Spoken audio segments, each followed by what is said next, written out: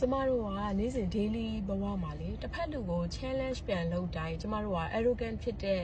လူတကယ်ဖြစ်သွားလားဆိုတာကိုကျမဒီ video လေးထဲမှာ sharing လုပ်ပေးချင်ပါတယ်ဒီနေ့ဆိုရင်ကျမ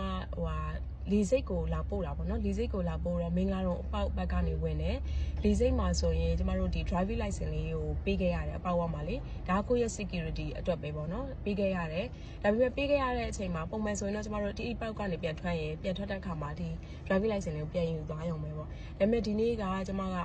လာယူရမှာလဲကိုကပြင်းနေပြီးတော့ကိုပြန်ထွက်ရမှာလဲပြည်လန်းအပေါက်ဖြစ်နေတော့ကျမပြီးသွားရင်လို့ပြည်လန်းအပေါက်ကနေပြန်ထွက်ရမှာလို့အဲ့တော့ဒီ license ကိုဒီမှာပဲလာယူရမှာလားဒါမှမဟုတ်ရင်ဟိုဘက်ကိုဆိုရင်ကျမဘယ်လိုပြန်ထွက်ရမလဲလို့မေးလိုက်တဲ့အခါကျတော့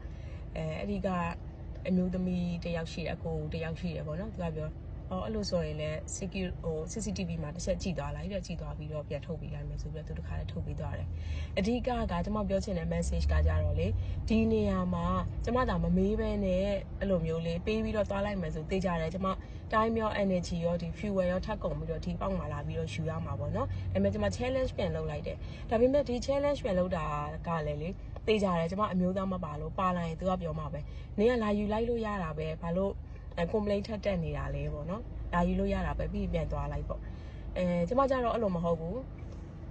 လာယူရမှာပြင်းတယ်အဓိကတော့ကိုပြင်းလို့ပေါ့ပြင်းတယ်ဆိုတော့လေကိုယ့်ရဲ့အလုပ်ကိုဘယ်လို shorter ဖြစ်အောင်လုပ်မလဲဆိုတာပဲကျမစဉ်းစားလိုက်တယ်သူတို့မှလည်းသူတို့ process ကတော့ရှိပြီးသားပဲလေနော်အကယ်လို့ဒီပေါက်ကဝင်ပြီးဟိုပေါက်ကထွက်ချင်တဲ့လူအတွက်ကိုသူတို့ procedure တစ်ခုတော့ရှိမှာပဲဆိုတော့ကျမဒါလေးကိုမေးလိုက်ရုံပဲဒါပေမဲ့လေအဲ့လိုပြန်မေး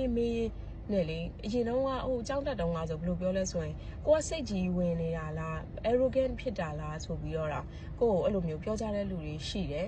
ရှိတော့ကျမပြန်တွေးကြည့်တော့လေဒါကကိုစိတ်ကြီးဝင်တာလည်းမဟုတ်ဘူး challenge လုပ်လိုက်တာပဲပေါ့သိလားသူတို့မှာအဖြေရရှိပြီးသားပဲဒီအဖြေလေးကိုမရှိဘူးဆိုရင်တော့ကိုမေးလိုက်တဲ့အခါမှာသူတို့စဉ်းစားသွားလိမ့်မယ်လीနော်ပြီးရင်အဖြေတစ်ခုကတော့ထွက်လာမှာပဲကိုမေးတာလည်းဟိုတောက်စင်ရေမရရှောက်မေးနေတာလည်းမဟုတ်ဘူး make sense ဖြစ်တဲ့ဟာပဲကိုမေးလိုက်တာဆိုတော့